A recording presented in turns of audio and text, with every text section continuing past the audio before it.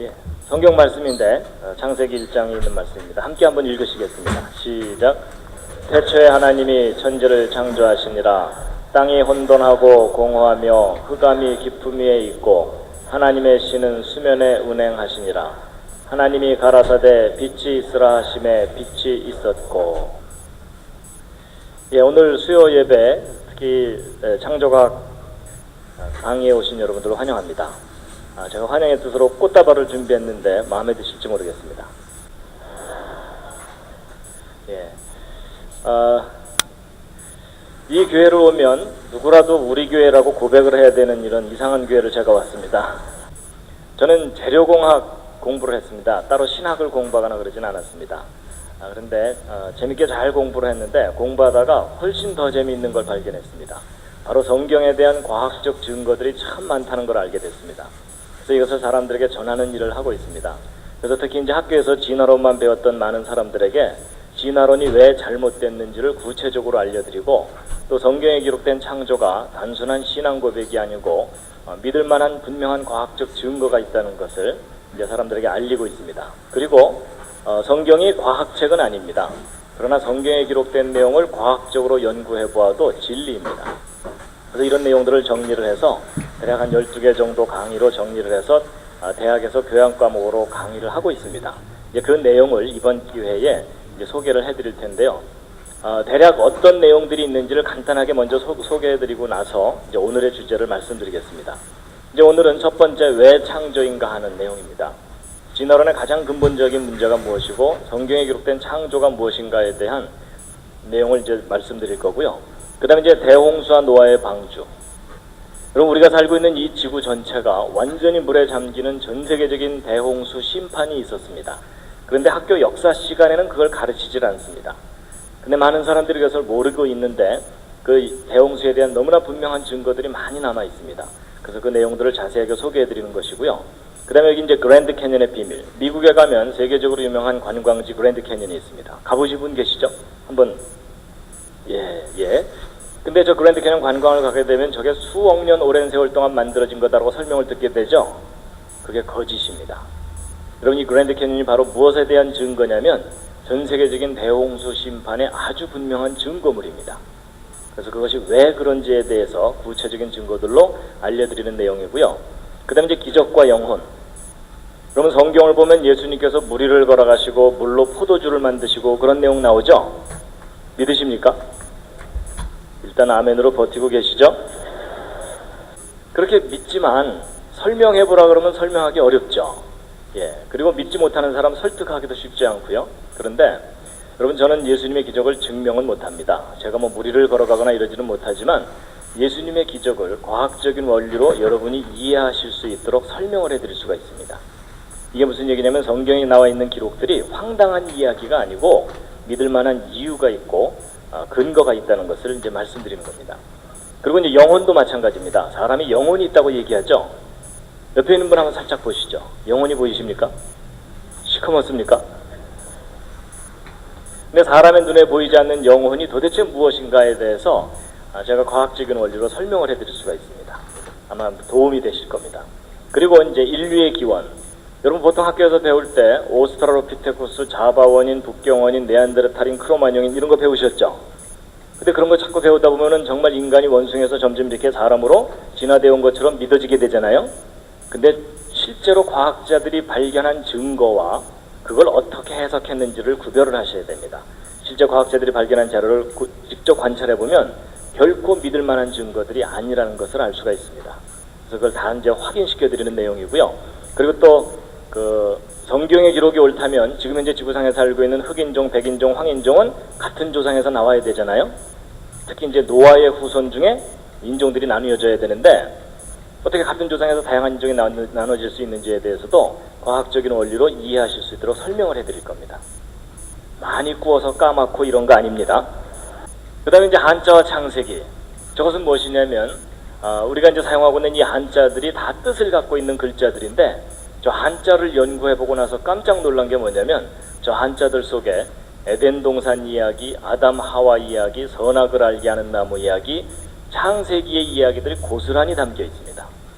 심지어 예수 그리스도 메시아에 관한 내용까지도 한자에 구체적으로 담겨 있습니다. 아마 저 내용 자세하게 들으면 많이 놀라실 겁니다.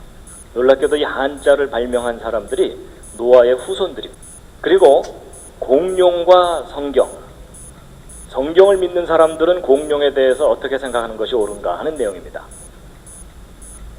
여러분 기왕 나왔으니까 퀴즈를 하나 드리겠습니다. 노아의 홍수 때 노아의 방주라고 하는 큰 배를 만들어서 육지 동물들을 종류별로 한 쌍씩 실었다 그러죠? 자, 퀴즈입니다. 여러분, 노아의 방주에 공룡을 실었을까요? 안 실었을까요? 옆에 있는 분과 한번 상의해 보시기 바랍니다. 자, 확인 한번 해보겠습니다. 1번 실었을 거다, 2번 안 실었을 거다, 3번 잘 모르겠다. 이 중에 택하시면 됩니다. 자, 1번 노아 방주에 공룡 실었을 거다. 그 중에 내가 봤다. 그런 분 없으시고요. 자, 2번 안 실었을 것 같다. 그쪽이 훨씬 더 많으시죠? 예, 내려주시고요. 예, 3번 잘 모르겠다. 요즘 아무 생각 없이 살고 있다.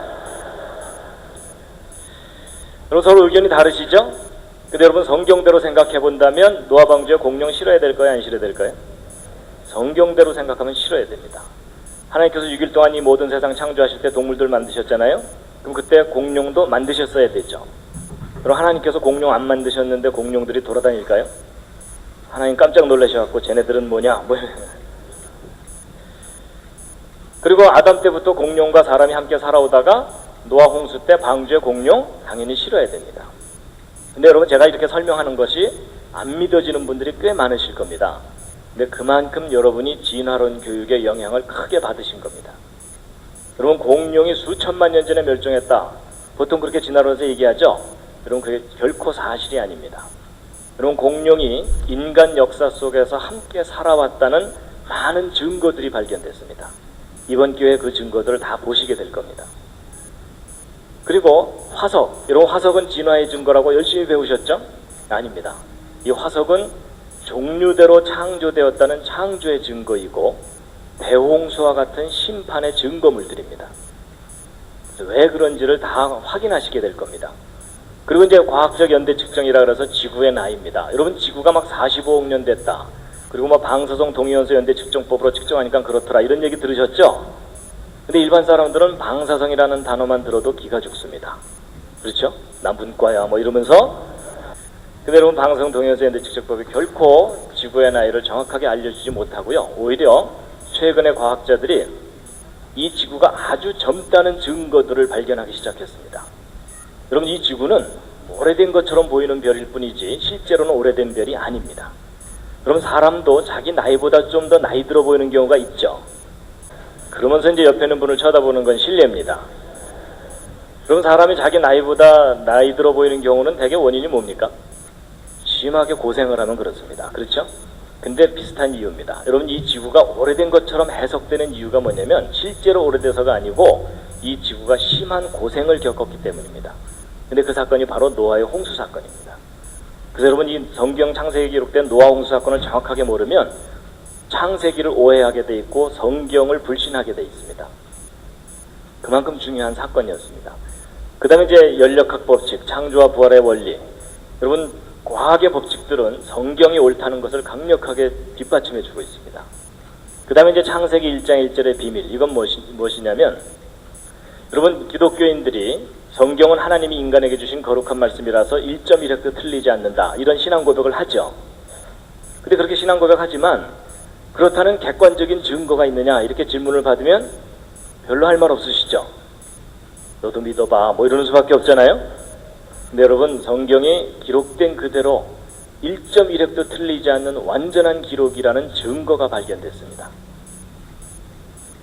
궁금하시죠? 비밀입니다. 나중에 다 이제 알려드릴 겁니다. 그 다음에 동방박사와 메시아의 별. 저건 뭐냐면 역사를 섭리하시는 하나님에 대한 아주 구체적인 증거들인데요. 뭐냐면 여러분, 2000년 전에 예수님이 이 땅에 오실 때 예수님이 오실 시간과 장소를 가장 정확하게 알고 찾아왔던 사람들이 동방박사들이죠. 근데 그 동방박사들이 별을 보고 찾아왔다 그러잖아요. 여러분, 그 별이 무슨 별인지 혹시 아십니까? 거의 잘 모르십니다. 근데 그 별이 무슨 별인지 찾아냈습니다.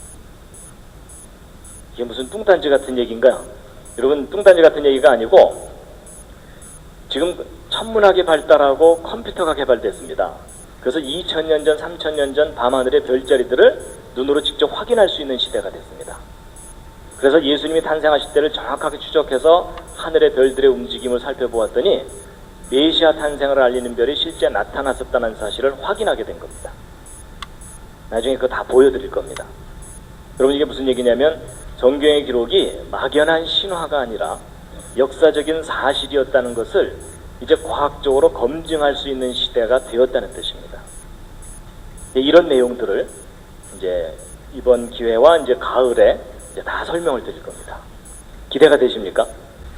그래서 이제 그 중에 이제 오늘 첫 번째, 왜 창조인가 하는 첫 번째 이야기를 이제 소개해 드릴 겁니다.